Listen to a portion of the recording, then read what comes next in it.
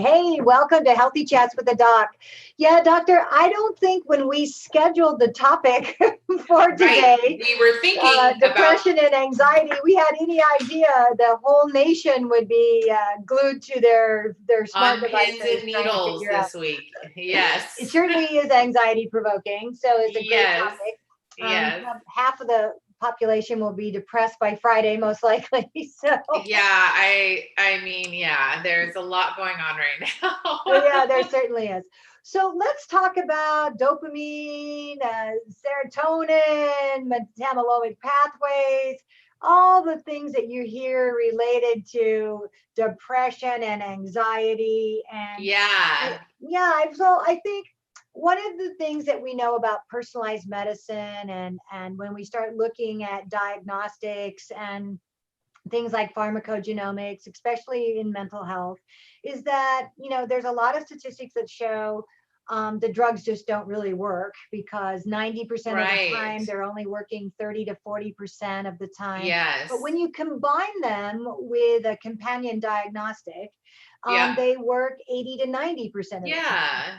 So, talk to us a little bit about how the genetic predisposition and the genetic testing that we use at epigenetics help naturopathic and functional medicine doctors like yourself make personalized prescriptions for their patients. Yes. So that's excellent. So with anxiety and depression and mental health issues, there are biochemical contribute. There's lifestyle things and environmental factors that we're all being influenced by right now.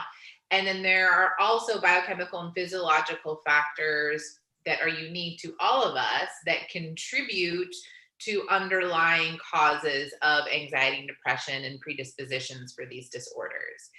And a lot of that has to do with how we are processing our neurotransmitters.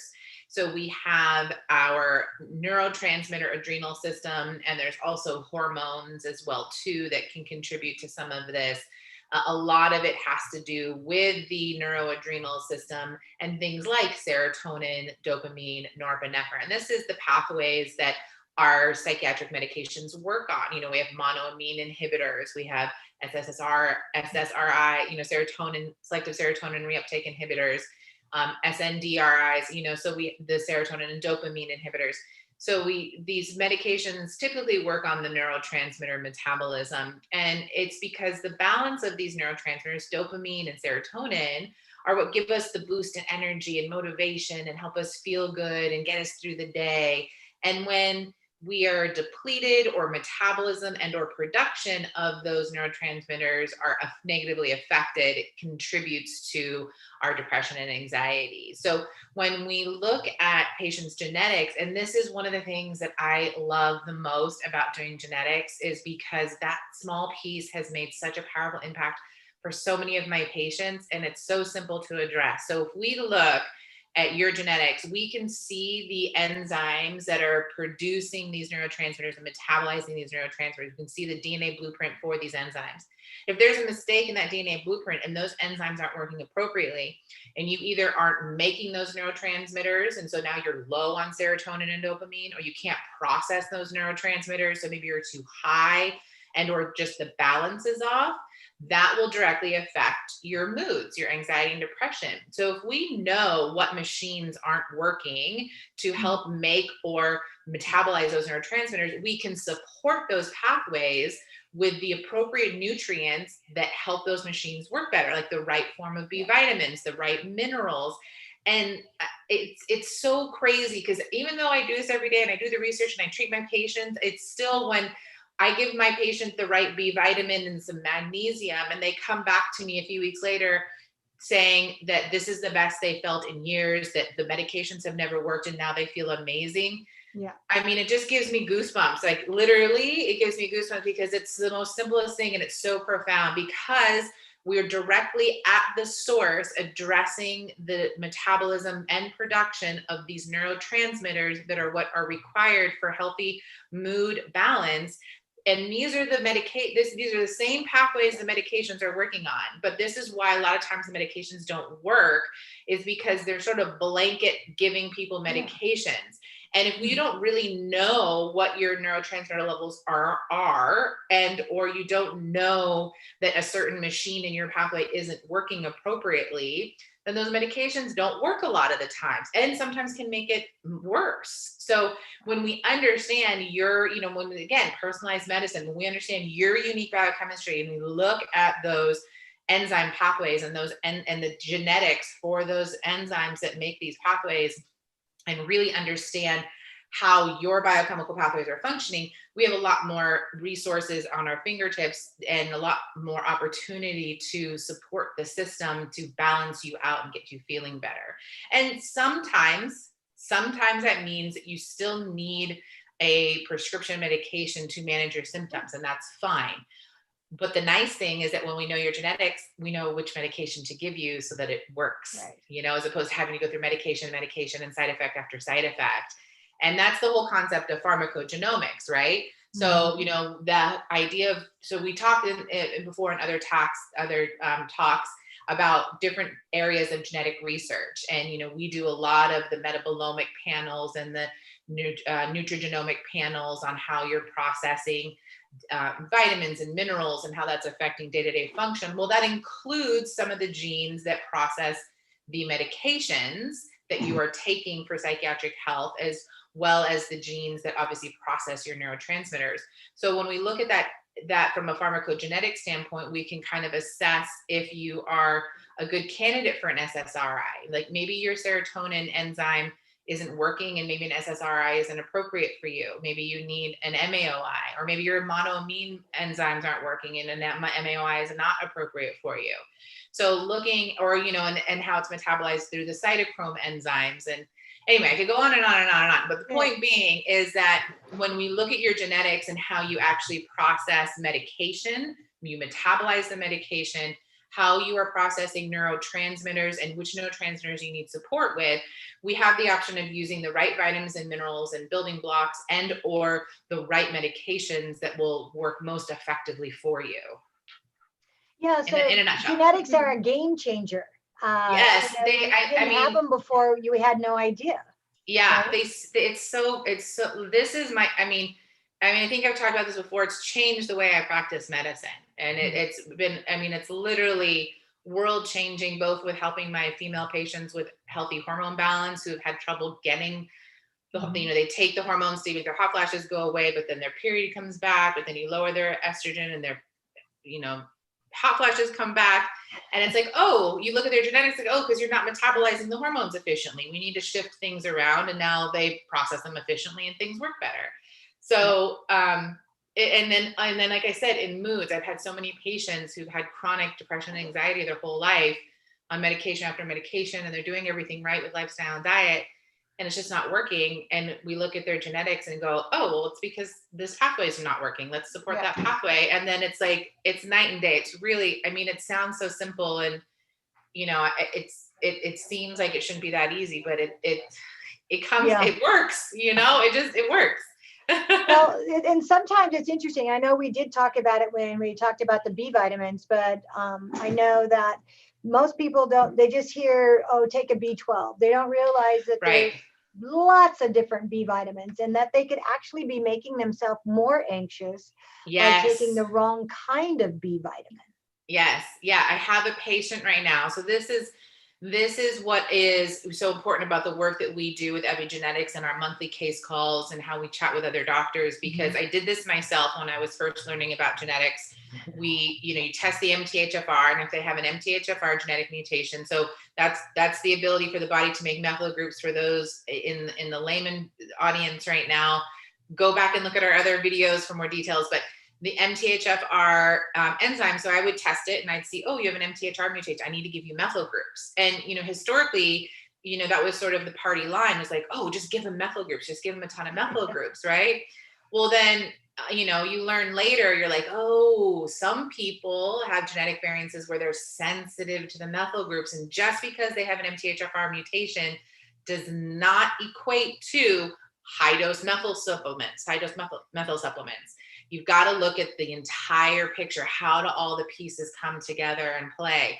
And so I have had a lot of patients. I actually had a patient last week came into me and she had a single heterozygous, no, she does have a homozygous MTHFR 1298C, but her symptoms are telling me a very different story.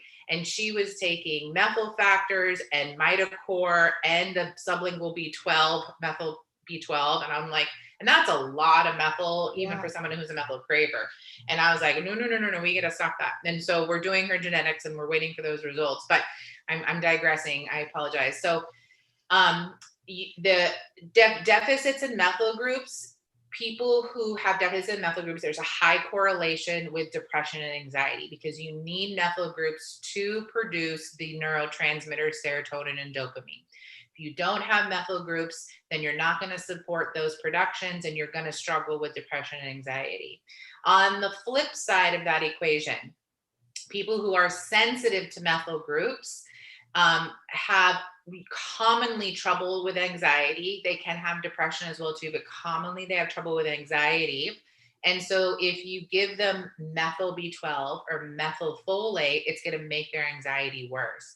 And a lot of times it's that simple switch in which B vitamin they take. Do they take a methyl version of the B vitamin or do they take a non-methyl version of the B vitamin?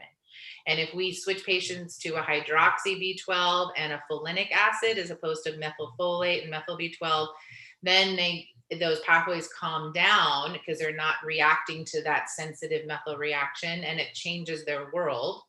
Or again, some people just need really high doses of methyl B12 and methylfolate. And it, again, it just depends on what your genetics. And so the difference in which vitamins you give people do make a difference in looking at the genetics. And so, again, personalized medicine and understanding how these things all play together. And it's just because you have an MTHFR mutation doesn't necessarily mean you need to take a ton of methyl groups. You've got to look at the rest of the pathways because you may be sensitive and may actually be better on a different form of B vitamin. And there's a lot of information about MTHFR and take your methyl and it helps with anxiety and depression. But again, you've got to look at the rest of the picture. So if you're a patient and you're trying to treat yourself, be careful with that. And if you're a new practitioner to genetics, I did the same thing. I overdosed people on methyl because that's what we were trained. And then you learn more and you're like, oh, wait. So, we've got to look at the whole picture, you guys. So speaking of that, genetics really help with understanding people's metabolic pathways and how they produce dopamine and serotonin and how that relates to their mood and sleep and all the other kinds of things we talked about. But there's also different types of ways of taking, natural supplements and those types of things. Sometimes you're a naturopath, so I know a lot of naturopaths and functional medicine doctors use vitamin IVs. There's injections. We've all seen, we live in San Diego, there's B12 shots here. You can get them at the grocery store now, that kind of thing. Right. And then there's oral, and then there's sublingual drops. And sometimes people take them all. I mean, I know that I know when I need a B12 injection, and I do a couple a month, and it makes a huge difference. I did one this morning. Everything. So how does a patient know to have that conversation with their doctor about different dosage forms? Okay, that's a really good question. So I'll start by saying that the injectable forms of the vitamins are the most readily absorbed and utilized by the body, because you're bypassing any problems in the digestive system. So if you do an injectable or IV form, you're going straight to cellular interaction, immediate delivery. And so that does two things. It allows for higher rate of absorption, so higher benefit there. It can also result in more quicker response too, because you're like, woo, okay, let's do this.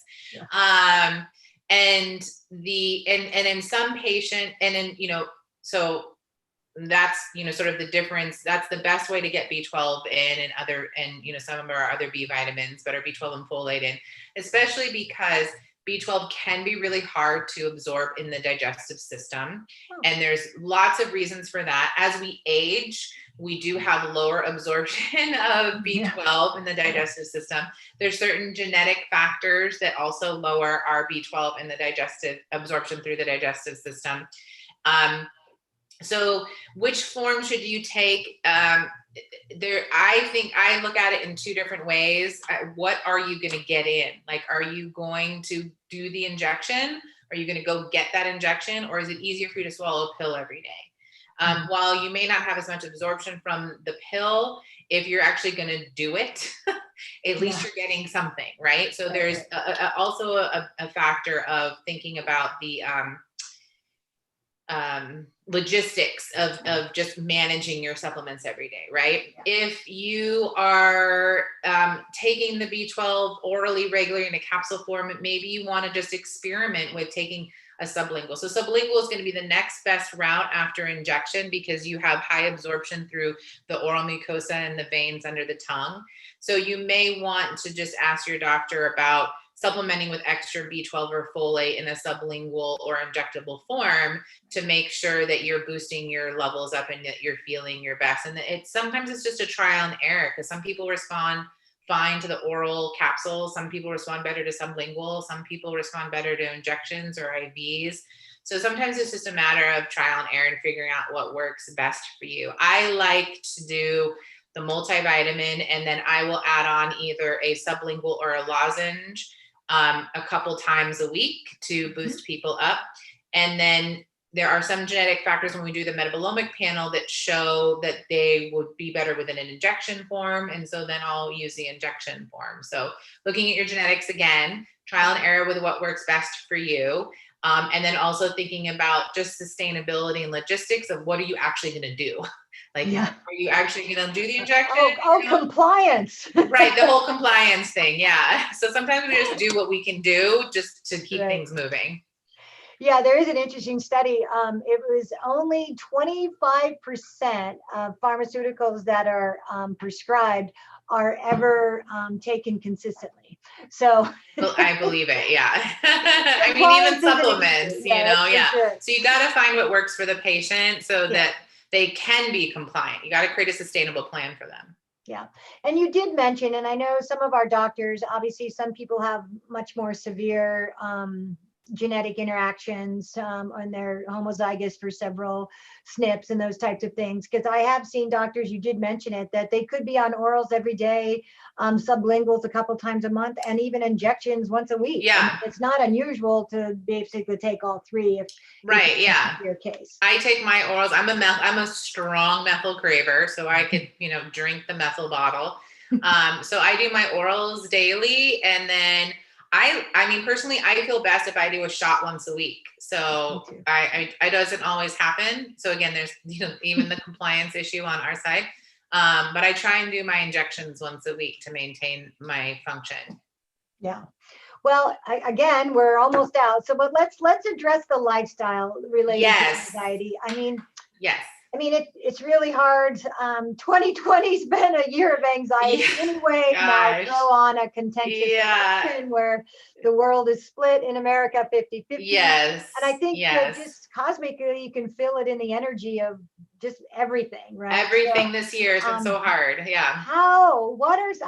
You hear about breathing and meditation and diet and exercise. Yes. Are those just kind of things people throw out, or are there real biological reasons, lifestyle issues like that can help with anxiety and depression? 100%. There is research that shows that meditation and prayer, similar effects on the body, both lower cortisol, lower blood pressure. There are physiological effects that have been shown with those that help with reducing anxiety and help with things like depression. So it is not just some weird, hippie woo-woo stuff. There is research on all of these things. And I think UCSD has actually done quite a bit of research on the lifestyle aspects as well, too.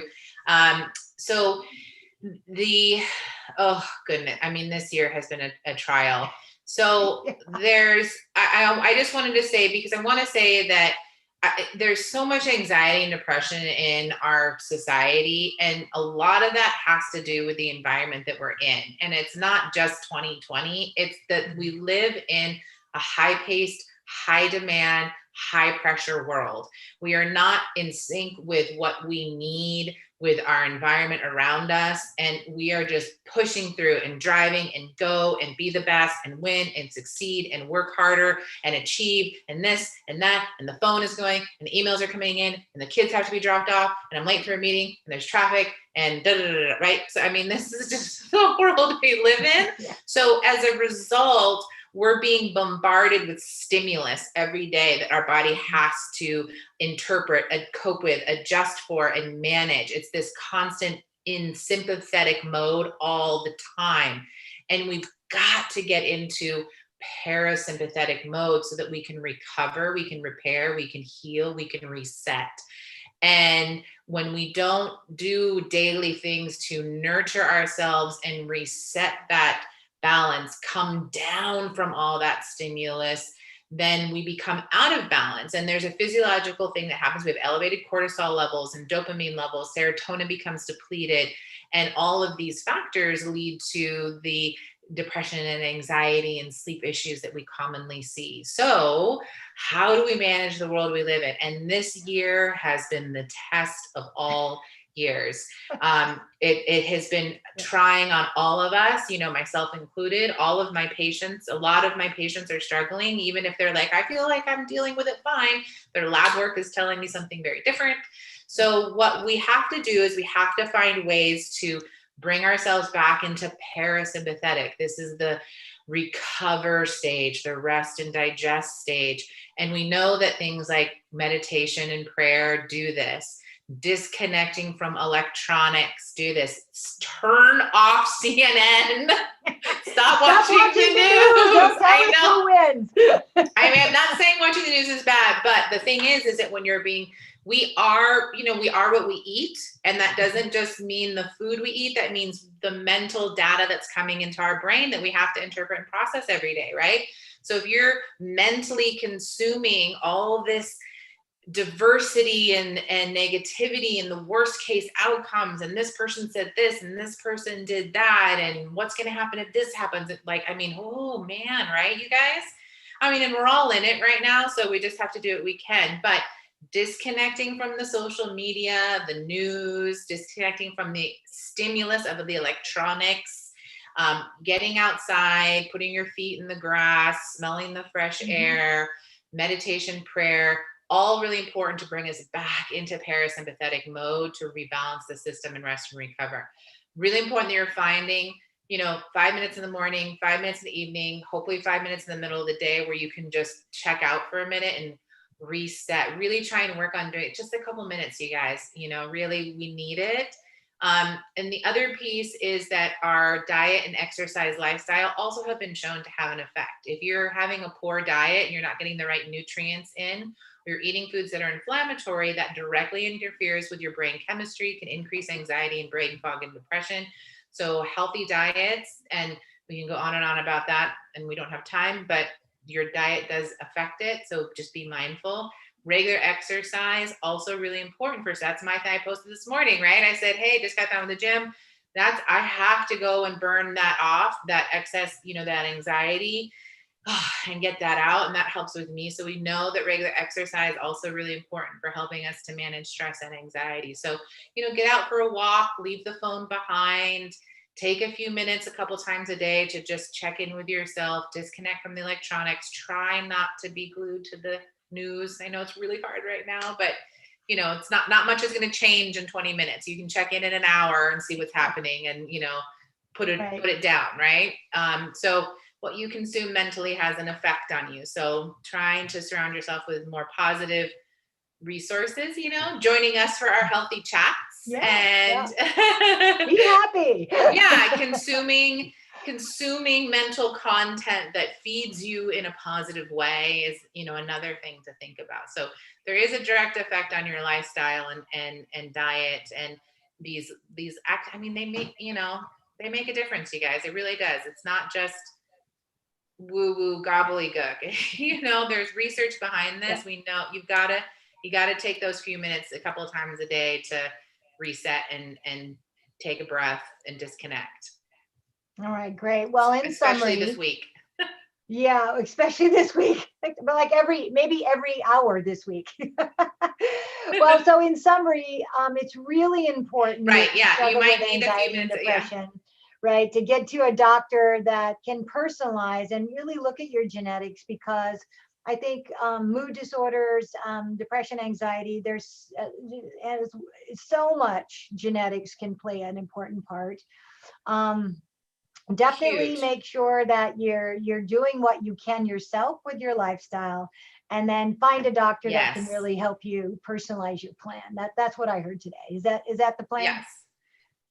That's exactly right. Work on your lifestyle. Be aware that your genetics play a role. Work with a doctor who can help you with that. Be mindful of diet and do what you can to take care and nurture yourself and disconnect as much as feasible this week, I know especially. it's hard today, tomorrow. I know it's like the sooner Yeah. it's over, the better.